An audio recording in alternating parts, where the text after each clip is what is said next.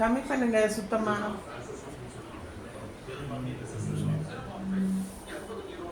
Coin parotta, அதுக்கு chicken gravy.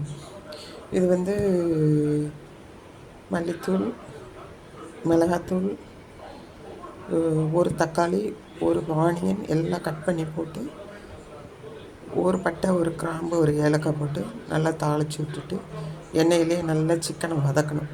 வதக்கின பிறகு தக்காளி, வெங்காயம் எல்லாம் அதுக்கப்புறம் போட்டுட்டு மறுபடியும் நல்லா வதக்கிட்டு எல்லா குழம்பு மிளகாத்தூளும் நம்ம போடுறத போட்டுட்டு கடைசியாக ஒரு டம்ளர் தண்ணி, உப்பெல்லாம் போட்டு நல்லா விசிலுக்கு விட்டுறணும். 3 விசில். இறக்குன உடனே சோம்பு, மிளகு, சீரகம், இது பொட்டுக்கடலை, நம்ம தேங்காய் சட்னிக்கு போடுற கடலை, அது போட்டு ஒரு ஓட்டு ஓட்டி அதில் ஒரு 2 ஸ்பூன் பொடி போட்டு இப்படி திக்னஸ் வரும், நல்லாயிருக்கும். மறுபடியும் அடுப்பில் வச்சு 2 மினிட்ஸ், அதுக்கப்புறம் கொத்தமல்லி, கருவேப்பிலை, புதினா எல்லாம் போட்டு இறக்கணும். சூப்பராக இருக்கும். செய்து பார்த்துட்டு சொல்லுங்கள். சப்ஸ்கிரைப் பண்ணுங்கள்.